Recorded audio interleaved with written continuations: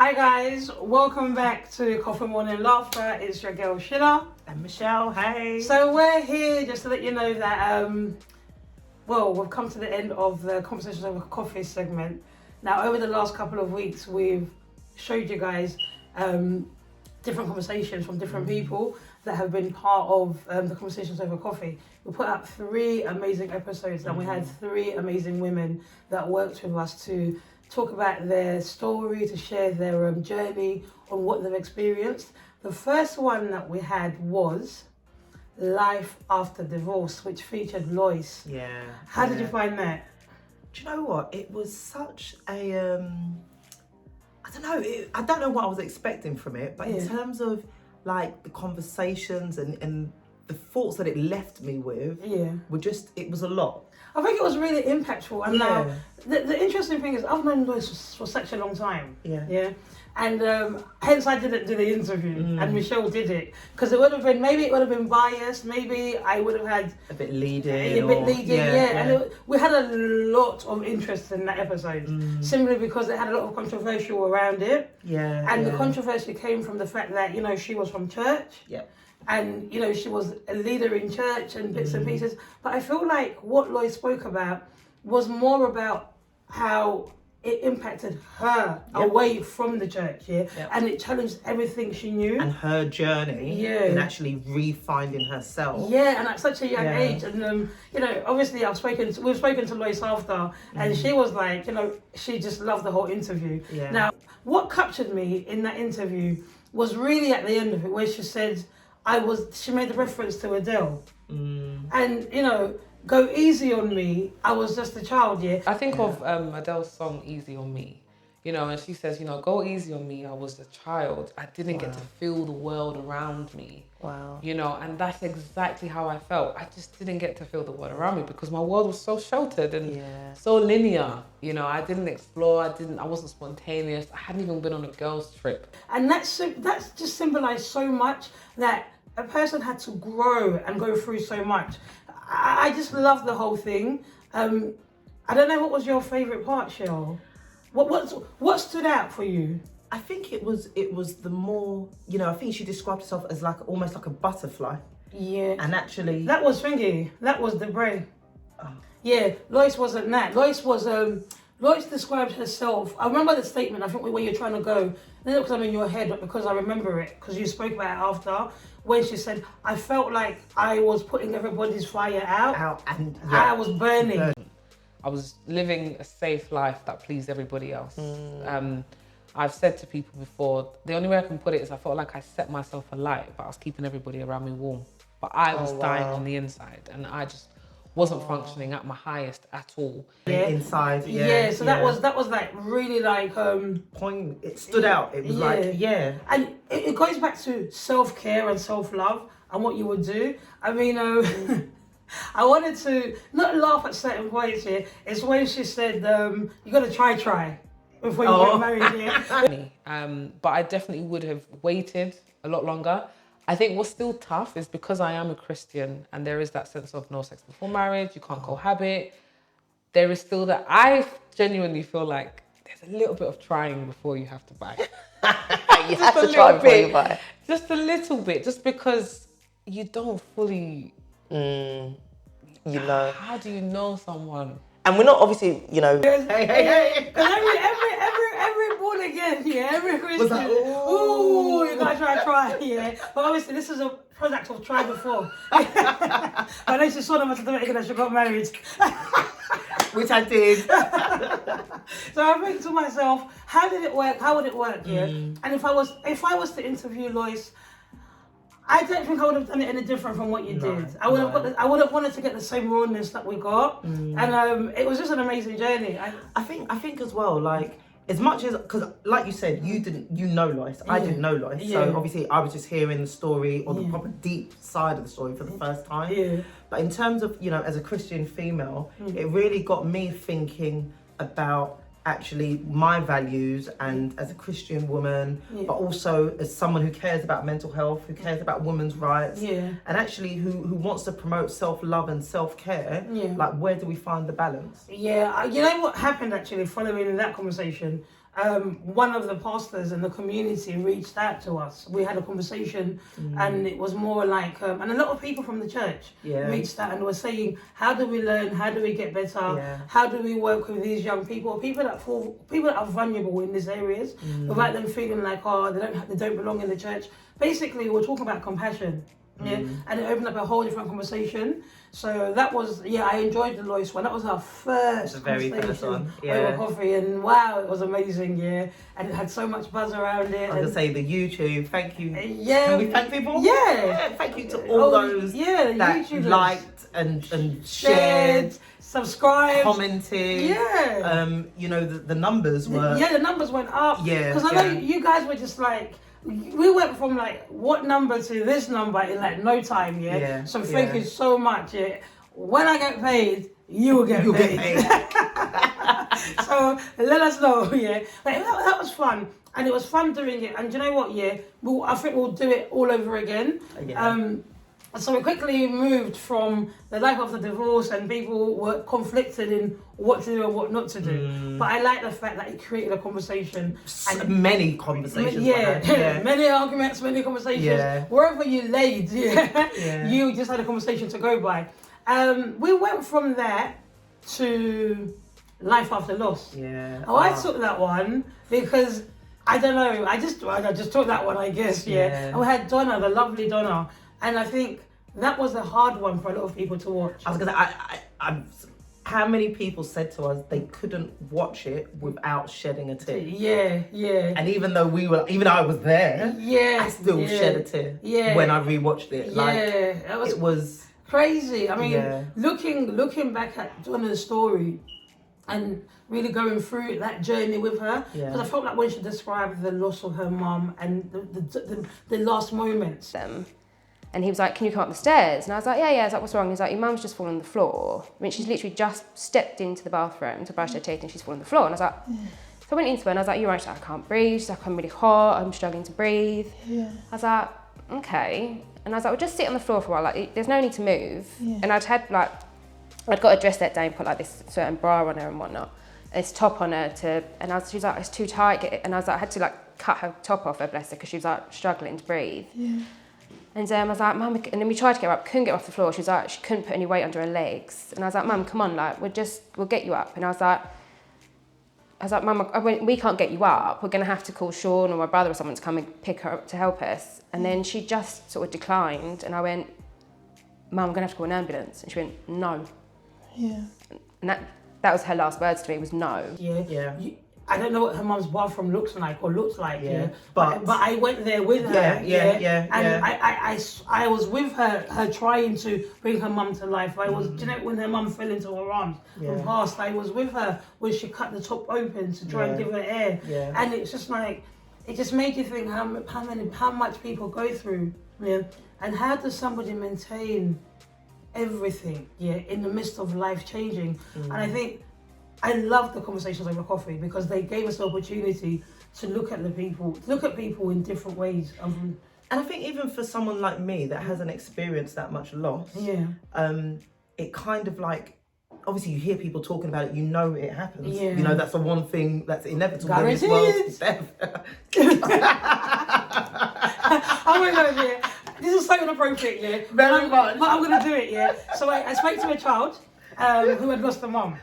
At work, We're not smiling. We're not smiling about it. But this kid was so funny, I've never come across a child who dealt with grief in this way. So I was talking to her and I said to her, tell me about your mum and what happened. Now, obviously you've got to be careful with words and you've got to be like, can I use the word death or your mum died, etc, etc. So I said, tell me what happened. And then she said to me, well, when my mum...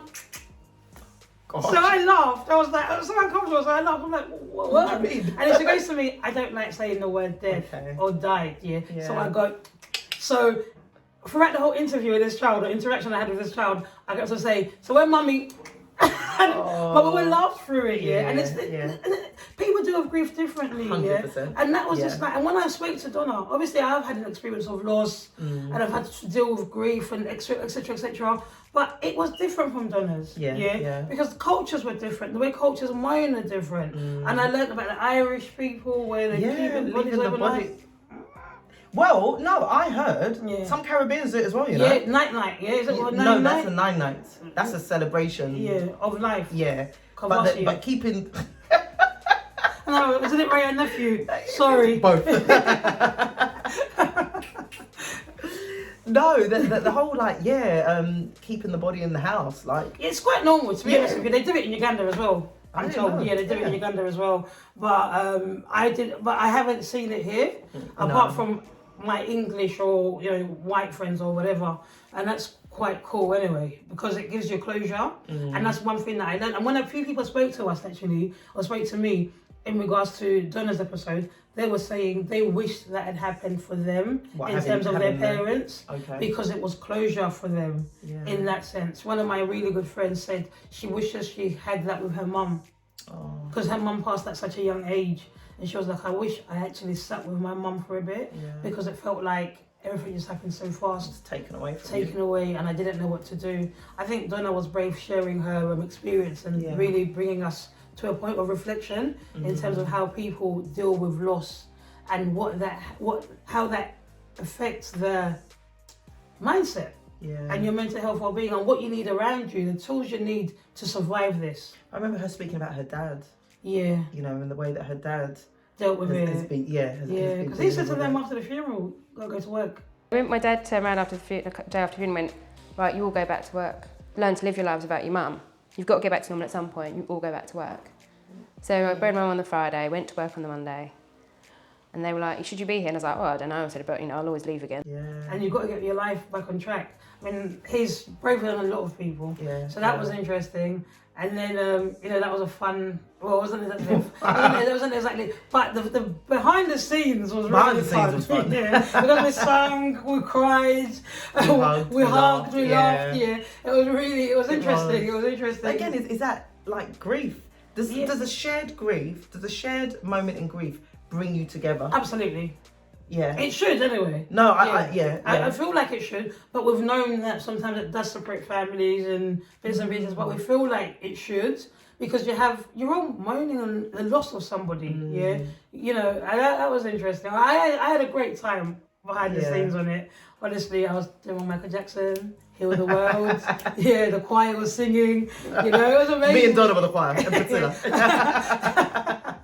The guys wouldn't sing, the cameramen wouldn't sing.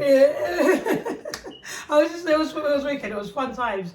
And then we came to our last one. Life After Psychosis. That took everybody back. Yeah. Because none of us in that room had experienced it. Yeah. Or if we had experienced it, we didn't know we were going through it until reflecting on what Debs was saying. I had so many people reach out to me and tell me their experience of psychosis. That people that I didn't know, like my hairdresser. I had so many random people just telling me like, "Oh, Michelle, thank you so much for speaking." I felt guilt, I felt shame. Like just so many different experiences, and it's just.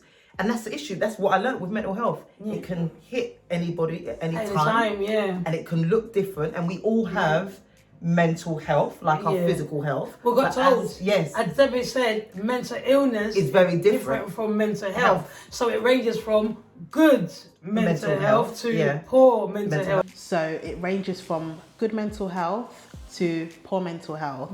And I would describe my the place I fall on that spectrum was poor mental health. Come to the school if you want to learn more. The school is shells. Debs took me to school. She took us all to school. Yeah. And you know what was interesting? After that got released, again, I was at work and I had a meeting in a hospital, a mental health hospital. And the psychologist was explaining what a psychosis is. And I'm sitting there saying, I know what it is. Yeah, man, I got this. I got this, And I've actually Let me school you. Let me school you on this, Don't tell me about your degree, I've had first class interviewing here. But that was really interesting. And it made me look at people in a different way. As in, that phrase that people use, be kind, you don't know what a person's going through, That drummed it home completely, Just because a person has good hair, good makeup or good body or whatever, you just don't know what's going on behind and what they've been dealing with, what they've had to deal with. I mean, if I could ask Debs one more question, it would just be, what is the future for you? Because you've got to live with this. Because remember, it's just like you're on medication all the time. And I just think people don't see what we see. Yeah. Is what we always see isn't what it is. Yeah. And obviously, Deb's had the book that was out, and the book was launched in that time as well. I don't know if you guys have got out to buy it. If you haven't bought it, go and get it. Go and get it. If I could, I don't know, what else would you do on Life After Psychosis? Life After Psychosis. I don't know, we're going to come back with some more because we've been told that we should do some more of those. 100%, yeah. And I want to talk about more issues about, victims of abandonment, things that really challenge and can really... Because you get kids that have been abandoned and then you grow up to be an adult and you carry on abandoning people. Yeah. Everything has a starting point. I think with Conversations Over Coffee, what we tried to do was bring to the front line for the viewers to see a deeper side of the conversations that we touched on the podcast. Because if you listen to the podcast, you know that we talk a lot about mental health, but we have a lot of jokes as well. Some of us more than others. Some are inappropriate. That's what we need to be doing. Who says more inappropriate jokes? Guys, come on. Listen. It's okay. Clearly that's the podcast right there, yeah. So we have a lot of conversations on the podcast where we have light-hearted conversations, but we wanted to take our listeners and our viewers and our followers on a journey where we just got a bit deeper with people who've actually experienced these things, because these are real topics. It's not things that we're just making up, things that we've learned at uni or even at work. Degrees. Some of degrees, first class, You understand, we're more than beauty, But these are real life situations. And I think sometimes people forget that, especially in the world where Instagram is a platform where you show. Yeah, but you show the parts of you that you want people to see. And I commend people that show that ugly truth or the ugly parts, but those are what saves lives. Your truth, your story is what saves lives, is what inspires. And at this moment in time, I'm excited to get back into the studio and bring you guys some more conversations. I want to hear from more men. We want to hear from more men. Yeah. We need some more mans in here. We need some more mans in here. Too many girls. So crazy. But that's us. Yeah. We want to hear some more men. Actually, so let's get men on for the next one and just talk about what men go through, I guess, Because I know Mr. No Socials, he's accused us of being very... sexist. Yeah. I thought he said sexy. That ain't an accusation, that's the truth. I'll take that. No, but we are looking at men, and I think sometimes you've got to...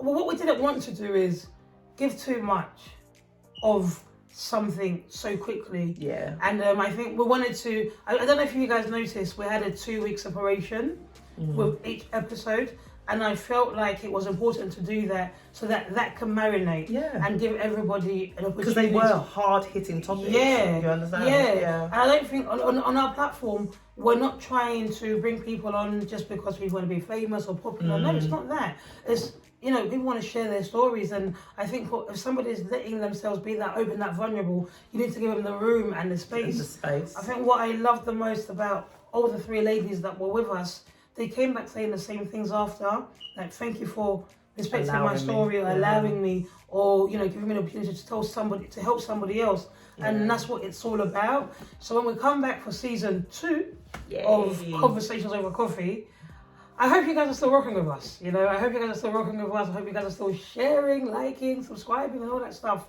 And let us know what you want to hear. Yeah. Because the Conversations Over Coffee are taken from the episodes of the podcast that have been out before, but we go deeper with somebody who has experienced it. So if you're interested in being on Conversations Over Coffee and you've heard the podcast, just hit us up on the socials, actually. Yeah, you've got a story to tell. You've got a story to tell, you want to share it, you want it to be looked after by myself and Shell. Yeah, nurtured. Yeah, let us know, It's a bright colour, it's yellow and yellow. Yeah. Hey, different shades of yellow, but it still works. Yeah.